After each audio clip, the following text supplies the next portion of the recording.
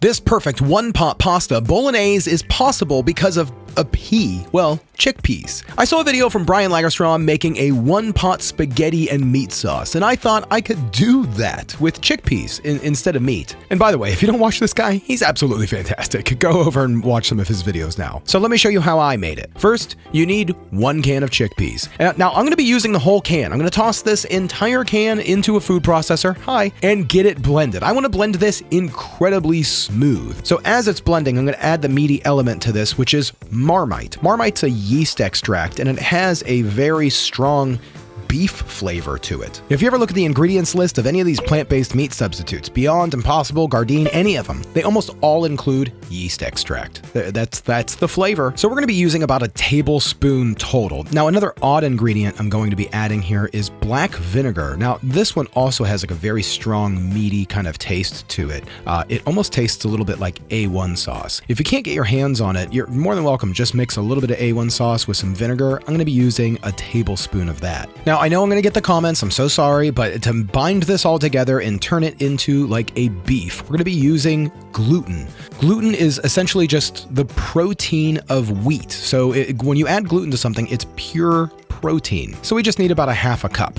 Now to keep this kind of juicy and tender like a ground beef, we're going to be using 1 tablespoon of psyllium husk. Now my favorite ingredient to add that savory flavor is MSG. And no, you don't have to use it. If you don't want to use MSG, just add some nutritional yeast or something. I'm going to be using about a half teaspoon, which will be plenty to boost the umami here. And that's it. We're just going to close the lid, process this together, and allow that gluten to kind of form into strands. Now, this isn't going to be like our normal gluten dough ball. It's going to be kind of thick, you could see here, but we're not forming like a very dense dough. So now I'm just going to grab a lined baking sheet. I'm using a sill pad, but parchment paper will work just fine. I'm going to oil this up because I want the bottom to kind of crisp up here. And then just aggressively splatter the mixture onto the baking sheet. Now, that wasn't really necessary. It's just going to help get some frustrations out if you like. Now just smooth this out. You don't want it to be too thin, but about a thickness as your grains of ground beef would be, just maybe 1/4 inch. Now I have the oven preheated for 400 degrees. I'm going to toss this in, let it bake for about 25 minutes, which is plenty of time for me to tell you about today's sponsor, BetterHelp.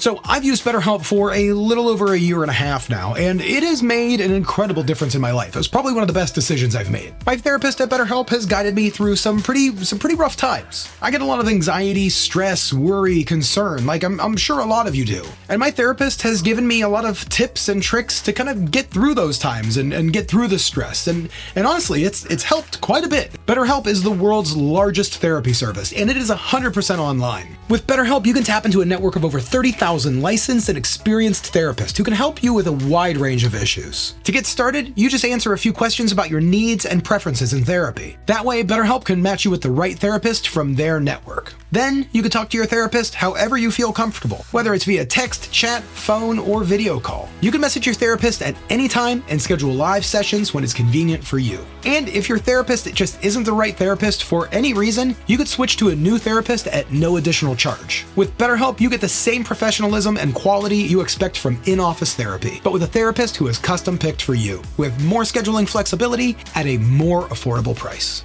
So gang, get 10% off your first month with BetterHelp.com/Saucestache. I've linked it below in the description. That's BetterHelp.com/Saucestache. BetterHelp, thank you for sponsoring today's video and for the incredible service that you provide. I know it's helped so many people, and that includes me. Okay, now that really didn't feel like 25 minutes, but we're back and our chickpea cracker is completely done, and that's almost exactly what this is. Now, it's not entirely hard like a cracker. It's tough on the outside, but it still has some give to it, kind of like you can push and squish a little bit, a little gummy on the inside. Now, at this point, we're just going to start chopping. Now, you could do this in a food processor, but you might end up a little bit more powdered or fine than what you want. So I recommend just chopping and mincing this up by hand. We're going to be making a ground, just a ground consistency. Now this is very dry, don't worry, we're going to kind of rehydrate this. And to do that, we're going to throw a Dutch oven on the stove with a kind of like a medium-low heat. We're going to add about 2 tablespoons of olive oil. Now I'm going to chop an onion using Brian's technique from his video, and honestly, it was a great technique. It worked out pretty good. We're going to toss that into the olive oil once it's nice and hot, let that simmer until it's soft. We're going to add a little bit of salt and then toss in our ground chickpea meat. Now I'm just going to stir this around, add a few cloves of crushed garlic. I'm just using a garlic press. I don't don't know why I hate these things, but I do like when you press the subscribe button. Now, we want this to kind of steam together a bit, so we're just going to toss the lid on and let this kind of steam together for just about 3 or 4 minutes. Now, once that's done, we're just going to pull this off, kind of mix that together. The meat's now a lot more softer, kind of has a ground beef kind of consistency. Now, my stove is incredibly hot, so it might have toasted this up just a bit more than what I wanted. Now, at this point, we're going to toss in our seasonings, which is just going to be some dried oregano, some chili flakes, and then I'm going to top it off with about a tablespoon or more of tomato paste. I'm going to mix that up, allow that to kind of cook down for just a few minutes. I'm going to add about another tablespoon of Marmite. This is going to really make this sauce meaty. And then toss in a whole can of crushed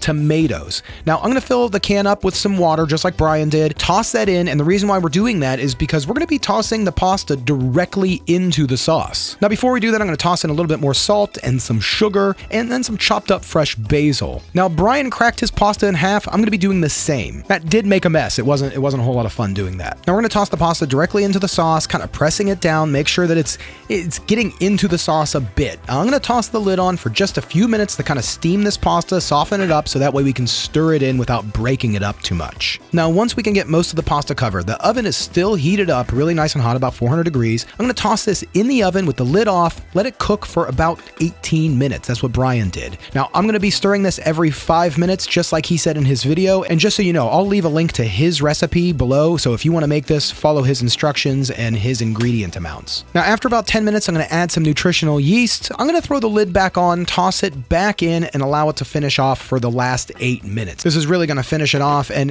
here it is. I mean, this is a pretty legit pasta bolognese, but from one pot and with no meat. I am pretty excited to taste this. So now let's see what Monica has to say. Cheers. Oh, I love this. Yeah. Oh my gosh. Okay. Super good. This tastes like spaghetti and meat sauce. Right? Yeah. And the sauce is delicious, very flavorful, savory. Yep. And the textured protein, or whatever it is. It's not textured protein.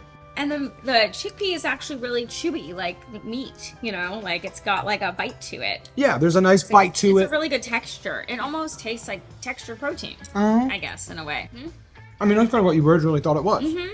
Yeah, this was really good. So, I mean, would you say it's bolognese? I mean, like you've had like meat sauce in the past, you know? Oh my god. Yes, this is a perfect substitute for that. Yeah. I'm eating the heck out of this. Yeah, me too. I love it. The flavor's great. The meat sauce is great, and the noodles are awesome. Yeah. So I would eat this all day, all night. Brian Lagerstrom's meat recipe, made 100% vegan. It's good. I'm gonna do this one again. Yeah, I love this. Because that was quick and easy. That was super easy. Yeah. Well, here's dinner. Yeah. Let's yeah. Cheers. Oh my gosh. Too much.